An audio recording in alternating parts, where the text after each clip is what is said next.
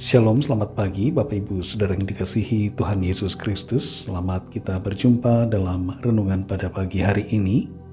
Hari ini tanggal 17 Agustus 2024 dan kita memperingati Hari Kemerdekaan Bangsa Indonesia. Kita bersyukur karena berkat karunia Tuhan untuk bangsa kita yang telah memberikan kita kemerdekaan. Patut kita mengucap syukur kepada Tuhan yang sungguh baik buat kita semua. Sebelum kita mendengarkan renungan firman Tuhan, mari kita berdoa.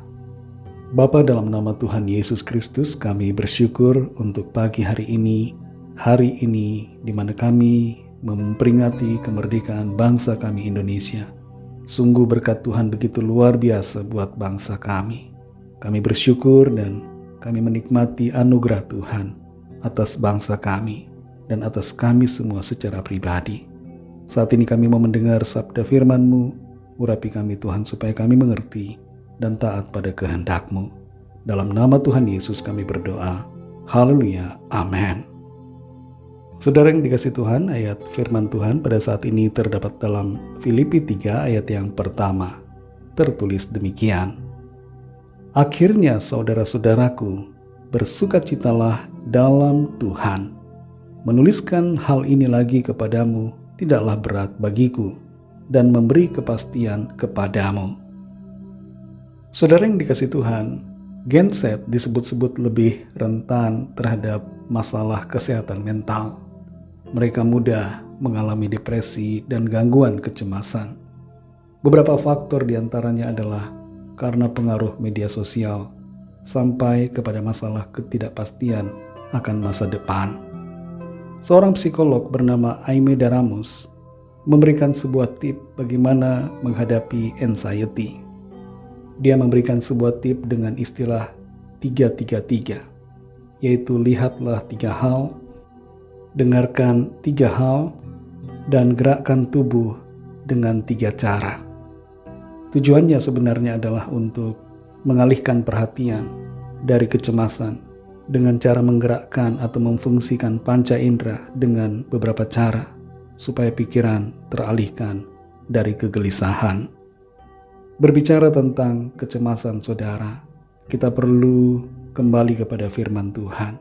Kita perlu percaya kepada Tuhan, berserah kepadanya dan bersukacita senantiasa. Kita baca dalam Filipi 3 ayat yang pertama ini, akhirnya saudara-saudaraku, bersukacitalah dalam Tuhan. Menuliskan hal ini lagi kepadamu tidaklah berat bagiku dan memberi kepastian kepadamu. Rasul Paulus memberikan sebuah perintah, dan ini bukan perintah dari dirinya sendiri, melainkan dari Tuhan, agar supaya jemaat di Filipi dan juga kita semua yang hidup saat ini senantiasa bersukacita di dalam Tuhan. Kata bersukacita di sini dalam bahasa Yunaninya tertulis kairete, yang berarti suatu keadaan senang atau gembira, atau bahagia yang meluap-luap. Sebuah keadaan senang luar biasa yang melebihi level normal. Dan sukacita yang diperintahkan di sini tidak mempunyai hubungan dengan keadaan, karena disebutkan bersukacitalah dalam Tuhan.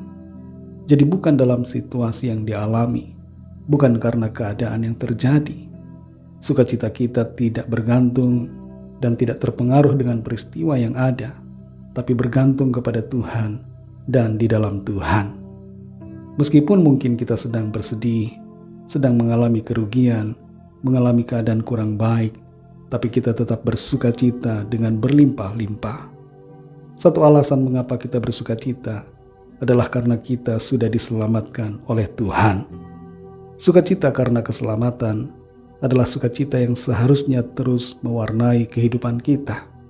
Seperti halnya ketika bangsa Indonesia merdeka, ada kegembiraan di mana-mana karena kebebasan dari penjajahan.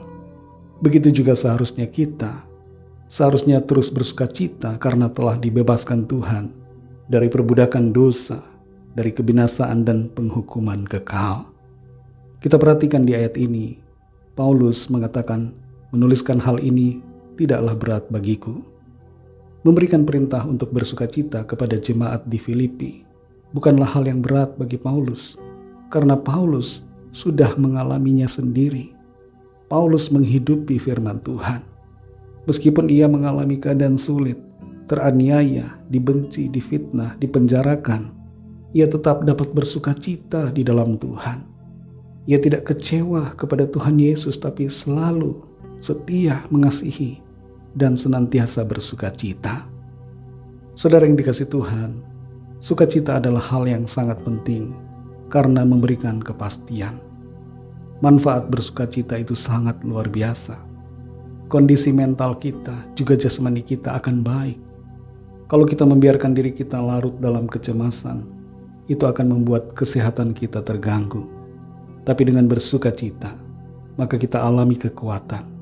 Dan ada damai sejahtera Tuhan yang memenuhi hati kita, yang membuat kita tenang dalam segala keadaan. Biarlah setiap hari kita mempraktikkan apa yang difirmankan Tuhan, yaitu bersukacita selalu di dalam Tuhan. Mari kita berdoa. Terima kasih Tuhan Yesus, kami mengucap syukur untuk firman-Mu yang sudah kami dengar, yang mengajarkan kepada kami untuk selalu bersukacita di dalam Tuhan, bukan dalam keadaan-keadaan kami, bukan dalam peristiwa-peristiwa yang terjadi, tapi di dalam Tuhan. Kami menyadari bahwa kami sudah seharusnya bersukacita, karena Tuhan sudah menyelamatkan kami. Tuhan sudah memerdekakan kami dari perbudakan dosa dan melepaskan kami dari penghukuman kekal, serta memberikan kepada kami kehidupan yang abadi bersama Tuhan. Terima kasih untuk kemurahan Tuhan, kasih karunia-Mu, keselamatan yang Tuhan berikan.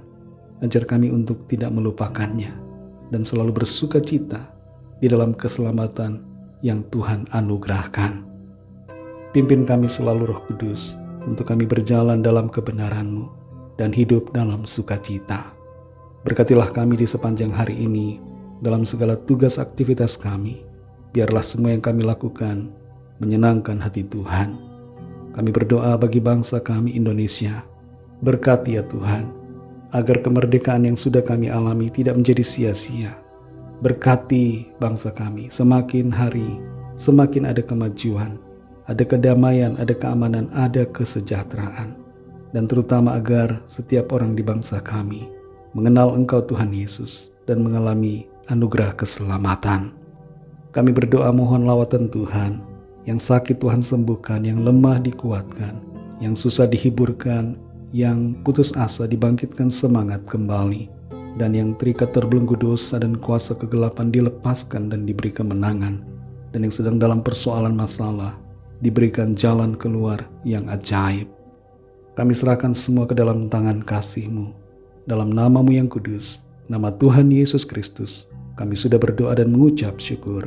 Haleluya. Mari sama-sama kita berdoa, doa Bapa kami. Bapa kami yang di sorga, dikuduskanlah nama-Mu, datanglah kerajaan-Mu, jadilah kehendak-Mu di bumi seperti di sorga. Berikanlah kami pada hari ini makanan kami yang secukupnya, dan ampunilah kami akan kesalahan kami, seperti kami juga mengampuni orang yang bersalah kepada kami. Dan janganlah membawa kami ke dalam pencobaan, tetapi lepaskanlah kami daripada yang jahat, karena Engkaulah yang punya kerajaan dan kuasa dan kemuliaan sampai selama-lamanya. Amin. Terimalah berkat Tuhan. Tuhan memberkati engkau dan melindungi engkau. Tuhan menyinari engkau dengan wajah-Nya dan memberikan kasih karunia. Tuhan menghadapkan wajah-Nya kepadamu dan memberikan damai sejahtera.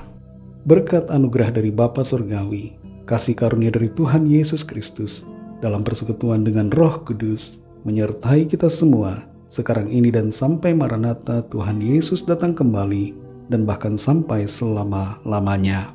Dalam berkat nama Tuhan Yesus Kristus, haleluya, amin. Puji Tuhan, saudara yang dikasihi Tuhan, saya percaya firman Tuhan menjadi berkat dan kekuatan buat saudara semua, dan Roh Kudus akan menolong saudara untuk lebih lagi memahami kebenaran firman Tuhan. Tuhan Yesus memberkati saudara semua. Sampai jumpa dalam renungan yang berikutnya. Haleluya.